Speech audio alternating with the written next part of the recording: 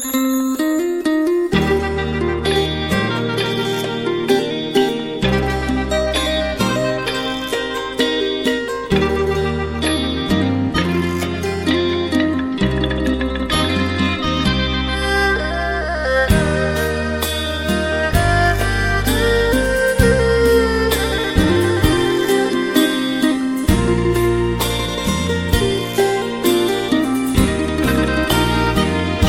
าเมืองอุบล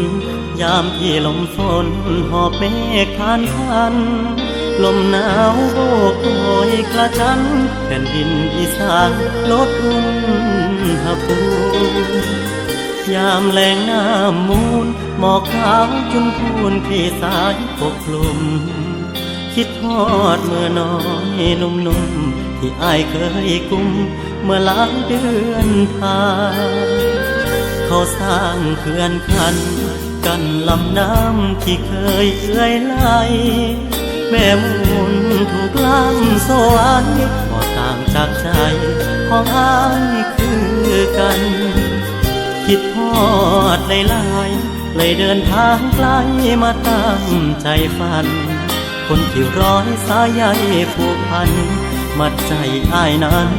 ด้วยคำว่างาน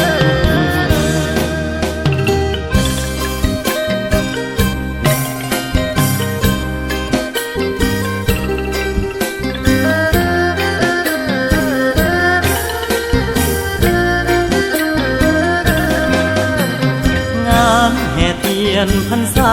น้องยังเคยพากินก๋วยจั๊บอุบลแกงตะนัดยามห่มลมฝนเปียกก่อนสองคนแต่อุ่นใจนะเวลาความสุขน้อยนิดเพราะภารกิจพาให้อ้ายพลัดพรา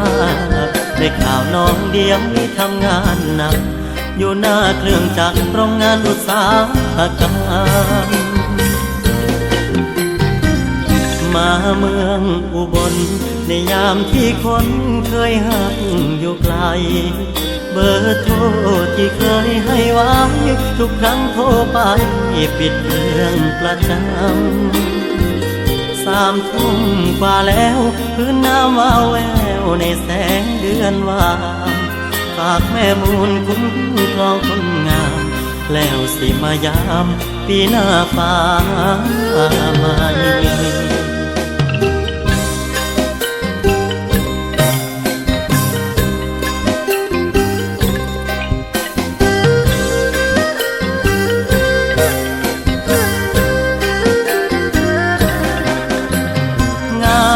เทียนพรรษาน้องยังเคยพากินก๋วยจั๊บอุบลแกงตะนัดยามห่มลมฝนเปียกก่อนสองคนแต่อุ่นใจนะเวลาความสุขน้อยนิดเพราะภารกิจพาอ้ายพลัดพรากได้ข่าวน้องเดียวนี้ทำงานหนักอยู่หน้าเครื่องจักรโรงงานอุตสาหกรรมมาเมืองอุบลในยามที่คนเคยหักอยู่ไกลเบอร์โทรที่เคยให้ไว้